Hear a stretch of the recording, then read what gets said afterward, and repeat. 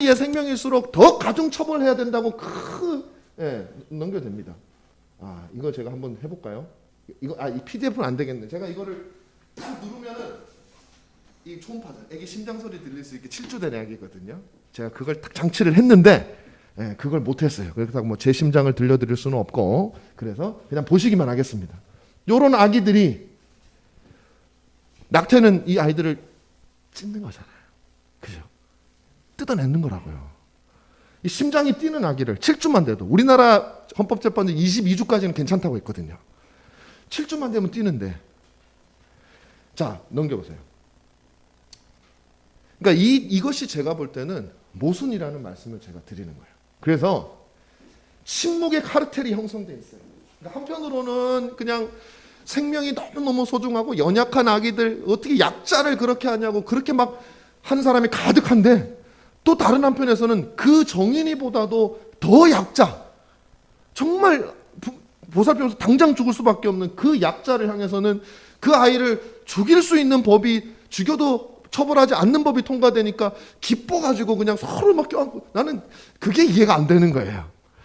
뭐 그래요. 여성의 자기결정권이 굉장히 중요하기 때문에, 아이의 생명권보다 더 중요하기 때문에, 그래서 뭐 어쩔 수 없이 낙태죄를 폐지했다 하더라도 그 속에는 굉장한 아픔이 있잖아요. 슬픔이 있잖아요. 근데 저렇게 기뻐할 일인가? 저렇게 막 기뻐서 어쩔 줄을 몰라 할 일인가라는 의문이 지금도 저는 들어요. 도대체 저들에게 이 뱃속에 있는 아이는 뭘까? 그 태어나기 직전의 아이는 죽어도 되는 아이고, 태어나서 죽으면 온 사회가 그 아이를 보호하기 위해서 달려드는 이 엄청난 이 모순, 침묵의 카르텔, 말 안 해. 이 모순이 너무 분명하잖아요, 여러분. 근데도 말 안 해. 자, 우리처럼 다 마스크 끼고요. 그냥 그 모순을 사람들이 다 지켜보고 있는 거예요. 선택적 정의, 선택적 인권. 내가 생각하는 정의는 만 정의고, 내가 생각하는 인권만 인권이고, 성경적 가치관의 전복을 시도하는 사회가, 성경은 뱃속에 있을 때, 우리의 태에서 이 형성이 될 때 하나님은 그 사람의 생명이라고 성경은 얘기하고 있는데, 성경적 가치관을 뒤집어 엎고자 하는 이 시대의 시도, 그리고 불편한 것들은 온 사회가 힘을 합해, 이게 침묵의 카르텔이죠. 덮어버려요. 모순이 있고 한데도 괜히 이거 했다가 시끄러워지고, 내가 사람들한테 괜히 욕먹을 거, 옳은 말임에도 불구하고 이 말 했다가는 분위기가 그런 말 하면 안 돼. 그게 성경적이든 뭐든 두려움에 의해서 온 사회가 함께, 그러니까 같이 공범이 되어가지고 같이 덮어나가는 그런 사회가 우리가 지금 살아가고 있는 사회가 아닌가라고 저는 생명과 관련되어져서 여러분들에게 제 의견을 말씀을 드리는 거예요. 이거는 제 의견이 뭐 성경적인 뭐 이런 게 아니니까. 이거는 제가 바라보고 있는 이 시대의 끔찍한 모습이에요. 저는 점점 더 우리가 살아가는 세상이, 아까 그 가면이 있잖아요. 겉으로는 착하고 정의롭고 좋은 말 다 하는데 속으로는 더 약자들을 밟아 나가는데, 그것을 보면서도 같이 침묵하고 있는 그런 끔찍한 모순과 그 위선이 존재하는 그런 사회가, 우리가 살고 있는 사회가, 물론 군데군데 선하고 아름다운 모습들이 있는 것도 사실이에요. 그러나 우리 사회에 또 이런 어두운 면이 있다. 자, 그 다음으로 가겠습니다. 자, 이제 이게 생명과 관련돼서 제가 여러분에게 왜 제가 이 말씀을 드리냐면, 우리가 생명에 대해서 말하는 단지 옆집 사람, 뭐 길 가는 사람 죽이지 마, 이런 차원의 문제는 저차원적인 거, 어떻게 보면 이건 굉장히 구조적인 생명의 경시 풍조잖아요. 자, 그 우리의 모순을 이해하면서 성경의 견해를 저와 여러분들이 한번 봤으면 좋겠다라는 거예요. 성경은 오늘 우리 본문 말씀에서 살인해서는 안 된다, 살인하지 말라라고 말합니다. 그럼 왜 살인하면 안 되냐? 세상은 이렇게 얘기해요. 인간의 인격이 중요하기 때문에, 천부인권, 하늘에서 부여된 인권이다. 인간이 만물의 척도다. 세상의 모든 존재보다 인간이 제일 귀하다. 근데 그것도 가만 보면요, 그들이 말하는 뭐 진화론이라든지 그런 이론에 따르면 인간이 뭐 귀할 것도 없어요. 그 뭐 진화대용 뭐 단세포 생물에서 진화대용 거 똑같은데, 거기서 더 가치가 어디 있어? 그냥 팔은 안으로 굽는다. 나니까 귀하다, 이 말밖에 안 되는 거예요, 사실 보면. 성경은 그렇게 얘기하지 않습니다. 성경은 하나님의 형상을 가지고 있기 때문에 인간은 귀하다고 얘기해요. 창세기 9장 5절 6절 한번 찾아보겠습니다. 창세기 9장 5절과 6절이에요. 하나님 분명하게 우리에게 그 말씀을 하고 계세요. 자, 제가 한번 읽을게요. 창세기 9장 5절 말씀입니다. 내가 반드시 너희의 피 곧 너희 생명의 피를 찾으리니 짐승이면 짐승에게서 사람이나 사람의 형제면 그에게서 그의 생명을 찾으리라. 다른 사람의 피를 흘리면 그 사람의 피도 흘릴 것이니 이는 하나님이 자기 형상대로 사람을 지으셨습니다. 왜 우리는 다른 사람에게 피해를 주지 말고 다른 사람을 멸시하지 말고 다른 사람을 죽이는 것은 더더욱 하지 말아야 되느냐? 하나님의 형상이 그에게 있기 때문에. 이 세상과 완전히 다른 거예요. 세상은 인간이니까, 사람이니까. 근데 그들도 모순된다 그랬죠. 그렇게 주장하는 사람들은 기본적으로 진화론적인 생각을 가지고 있어요. 그런데 인간이니까 다른 짐승하고 다르다? 뭐가 달라? 진화론에 좀 더 진화됐을 뿐인데. 그러니까 스스로가 말이 안 되는 얘기들을 하는 거예요, 세상은. 근데 성경은 분명해요. 왜 우리들은 살인을 해서는 안 되는가? 동물들은 때로는 고기로도 먹을 수 있는 이유가 무엇인가? 하나님의 형상을 우리가 가지고 있기 때문에 한 인간을 죽이는 것, 한 인간을 해야 하는 것은 그 안에 있는 하나님의 형상을 멸시하는 게 돼버리는 거예요. 인간이 가지고 있는 존귀함은요, 인간 자체에서 비롯된 것이 아니에요. 그것은 하나님에게서 부여받은 거예요. 하나님에게서 반사되어진 거예요. 하나님이 부여해 주신 것이라는 거예요. 이것이 기독교 신앙이 가지고 있는 거예요. 그럼 하나님의 형상이란 무엇이냐? 의와 지식, 하나님의 형상을 크게 두 가지로 나눌 수 있어요. 하나는 넓은 의미의 하나, 다시 말하면 지금 이 시대에 모든 종류의 사람들이 다 가지고 있는 하나님의 형상. 그리고 좁은 의미의 하나님의 형상은 그 가운데서 거듭난 하나님의 백성, 하나님에게로 회심되어진, 하나님으로 말미암아 그 훼손되었던 좁은 의미의 하나님의 형상이 회복된 형상, 두 가지로 나누어져요. 타락 이전에는 아담은 둘 다 있었죠. 넓은 의미의 하나님의 형상은 뭐냐면 인간이 다른 짐승들과 구별되어지는 모든 것이요. 뭐 생각하는 이성적 사유의 능력, 다스리는 능력, 뭐 이런 것들이 넓은 의미에서 하나님에게만 있는 속성들이죠. 그것이 인간들에게 부여되어졌어요. 그래서 여러분, 비록 그들이 불신자라 할지라도 우리는 그들을 존중하고 그들을 사랑하고 그들의 생명을 보호하고 그 일을 해야 돼요. 왜냐하면 그들에게 하나님의 형상이 있기 때문에 그런 것이에요. 그러면 신자들은 뭐냐? 의와 지식과 거룩이라고 하는 타락으로 인하여 사라져버렸던 하나님의 더 특수하고 고유한 형상, 아주 존귀한 형상, 그 형상이 회복되어진 사람이 신자들이에요. 그래서 여러분, 신자들은, 이거 뭐 불신자들이 들으면 좀 기분 나빠할지 모르겠지만 하나님 보시기에 더 존재론적으로 귀중한 가치를 가지는 거예요. 그래서 우리가 불신자들은 무시하자 이런 게 전혀 아니라고 제가 말씀드렸죠. 그런 의미가 아니에요. 그들도 존귀한 사람이 되도록 만들어야 되는 거지. 와, 우리는 특권이니까 너희들은 야 교회 갔더니 우리 목사님 니들은 우리보다 못하대. 내 밑에 와서 이게 전혀 아닙니다. 의와 지식과 거룩을 가진 사람은 그럴 수가 없어요. 그럴 수가 없어요. 그들을 불쌍하게 여기는 것이죠. 넘어가겠습니다. 자, 그러면 살인만 하지 않으면 되느냐? 살인하지 말라라고 했잖아요. 살인만 안 하면 되느냐? 아니에요. 여러분, 성경을요, 십계명을 보실 때 항상 두 가지로 나누어 보셔야 돼요. 소극적인 명령과 적극적인 명령, 부정적인 명령과 긍정적인 명령, 이렇게 나누어서 보셔야 됩니다. 모든 십계명이 마찬가지예요. 소극적인 혹은 부정적인 명령은요, 뭘 하지 말라는 거예요. 야, 이것도 나쁜 거니까 하지 마. 저것도 하지 마. 저것도 하지 마. 이게 부정적인 소극적인 명령 이거예요. 다른 사람의 생명을 훼손하지 마. 뿐만 아니라 내 자신의 생명도 훼손하면 안 되는 거예요. 여러분, 자살이 해도 됩니까? 안 됩니까? 당연히 안 되잖아요. 넌센스죠. 근데 그게 단순히 본능에서 우러나는, 아우, 어떻게 죽으면 안 돼? 그냥 왠지 안 돼. 이게 아니라 우리는 신학적으로 하나님의 형상을 자기 스스로 훼손하는 거, 다른 사람을 죽이는 거하고 똑같은 거예요. 똑같이 하나님의 형, 더 심각한 거 이거는. 그래서 자기 자신에 대해서도 생명을 훼손해서는 안 되고 다른 사람도 안 되고, 그래서 생명을 훼손하지 말라. 두 번째는 좀 더 확장하면 다른 사람의 명예를 더럽혀서는 안 되는 거예요. 여기서 살인이라는 것이 단지 이 생물학적인 살인만 말하는 것이 아니라 이 살인의 원인이 뭡니까? 미움이거든요. 여기 나오겠죠. 시기, 질투, 미움. 미움을 가지지 말라는 얘기예요. 다른 사람들을 미워하고 시기하고 질투하고 그 결과로 다른 사람의 명예를 훼손하고, 요즘 보면은 그런 일들이 얼마나 많이 있는지 몰라요. TV, 인터넷이 막 발달하니까 막 뉴스, 뭐 연예인들 명예를 훼손한 거짓이 난무하고, 정말 세상이 다른 사람을 해하는 것을 아무렇지도 않게 여기는, 지금도 보세요. 최근에 무슨 학폭 논란이라 그래가지고 스포츠 스타들이 뭐 학생 때 뭐 어떻게 했네 그래도 막 은퇴하고 난리 났잖아요. 근데 또 지금은 아주 유명한 축구 선수 하나를 갖다가 이쪽에서는 뭐 나는 뭐가 진실인지는 몰라요. 만약에 진짜라면 뭐 어쩔 수 없는 부분도 있겠지만, 만약에 그게 가짜라면 그 선수는 이거 어떻게 되는 겁니까? 그 진실은 모르니까 제가 함부로 말하지는 않겠어요. 진짜인지 가짜인지. 근데 막 거짜도 많아요. 특히 우리나라가 그게 많아. 우리나라가 그게 저도 한국 사람이지만은 조금 그 거짓말을 잘하는 민족 같아요. 제가 보니까 우리나라가 전 세계적으로 이 사기죄가 굉장히 높아요. 비율이. 사기죄, 사기 치는 거 있죠. 한국 사람들이 굉장히 비율이 높아요. 뭐 강력 범죄는 오히려 좀 낮아요. 다른 데보다. 근데 이 거짓말하는 건 좀 약한 것 같아요. 우리가 그거 안 돼요. 이렇게 명예를 해치거나 이 시기, 질투, 미움, 다른 사람. 그래서 신약 성경에 예수 그리스도께서 뭐라고 해요? 형제를 미워하면 뭐 하는 거라고요? 죽이는 거하고 똑같다고. 왜냐하면 그 죽인다는 것이 마음이 이거거든요. 제가 없었으면 좋겠어 이거거든요. 미워한다는 게. 여러분 미워할 때 뭡니까? 제가 내 옆에 있었으면 좋겠어요. 아니면 얘가 없었으면 좋겠어요.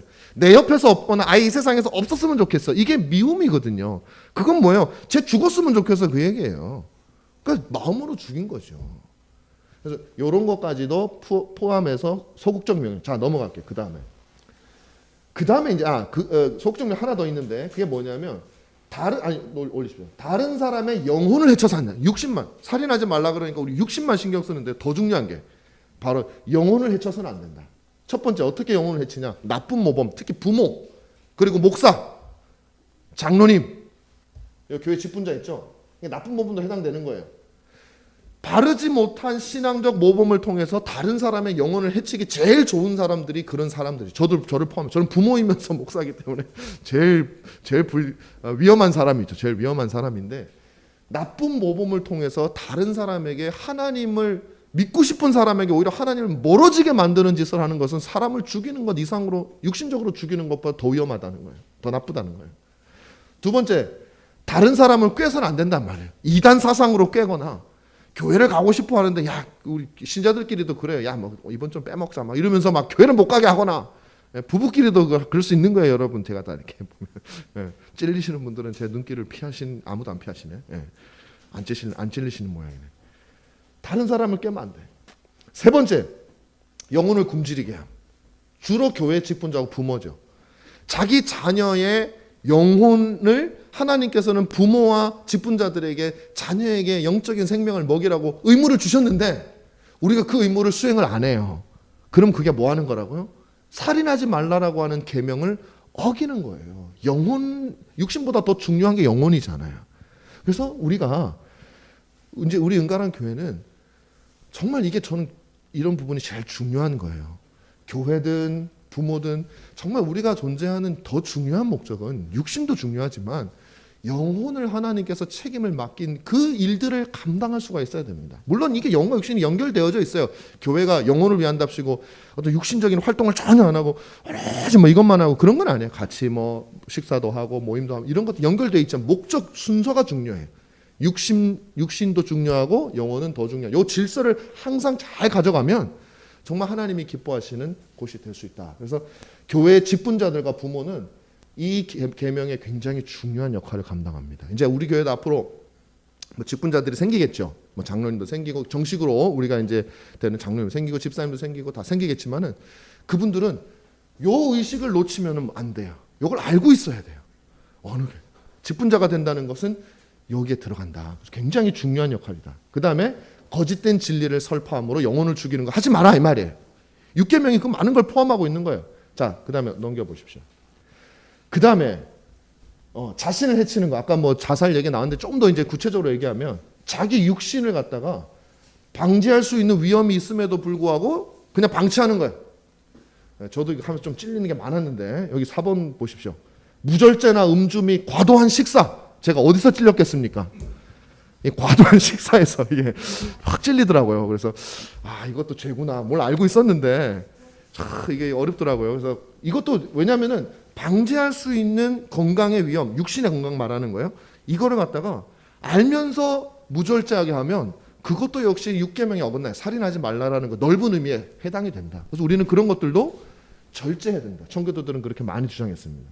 그 다음에 생명을 보존할 수 있는 수단을 등한시할 때 병원에 가면 되는데 그냥 믿음으로 고치겠다고 막 그냥 그거 잘못된 거라는 거예요. 그거 하나님께서 주신 수단이 있는데도 불구하고 그렇게 믿음 성경에 그렇게 얘기하지 않거든요. 그것을 등한시할 때, 그 다음에 지나치게 근심하거나 걱정할 때, 너무 걱정 안 해도 될 일을 혹은 우리 손으로 어떻게 할 수 없는 거를 그냥 걱정한다고 될 것도 아닌데 걱정하는, 그것도 불신앙이고 내 영혼을 해치는 거예요. 내 육신도 해치는 거고. 여러분 이거 아셔야 돼요. 그래서 이런 것들을 하는 것이 바로 자기 육신을 해하는 6계명에 해가 된다. 그 다음에 넘어가 주세요. 자, 자신의 영혼도 해치면 안 된다. 구원의 수단을 회피하는 거예요. 자, 여러분 예배에 안 나오면 안 되는 거예요. 그래서 이게 4계명만 어기는 게 아니라 6계명도 어기는 거예요. 하나님 앞에 예배에 나와서 예배하고 함께 교제하고 말씀 듣고, 이건 하나님이 우리에게 주신 은혜의 수단인데 이걸 게을리해요. 그러면 6계명이 어긋나는 거예요. 그 다음에 육신의 정욕에 자신을 맡기는 거예요. 그냥 세상 일에 그냥 빠져가지고 그냥 그냥 교회 하나님 섬기는 게 뭐가 중요해 하면서 그냥 내 원하는 대로, 내 몸이 원하는 대로, 내 마음이 원하는 대로 살아가는 방탕한 삶, 그것도 자신의 영혼을 죽게 만드는 6계명을 어기는 행위다라는 것이죠. 근데 여러분 이게 6계명을 어긴다 그러니까 이거 계명을 어기면 하나님이 나를 어떻게 하시겠구나, 그런 차원으로 보시지 마시고요. 절대 그렇게 보시지 마세요. 하나님이 나를 복되게 하기 위해서 이렇게 주시는구나 라고 생각을 하셔야 돼요. 이 모든 것들이 내 육신을 살리고 내 영혼을 살리고, 그거 왜 하는 거예요? 우리를 위해서 하시는 거잖아요. 하나님께서. 계명은요 무섭고 우리를 올가매고 그런 게 아니에요. 여러분 하나님의 사랑으로 보셔야 돼요. 이거는 하나님이 우리를 너무 잘하셔가지고 야 이거 하면 너 이렇게 되니까 가지마, 이거하고 똑같은 거예요. 그 다음으로 넘어가겠습니다.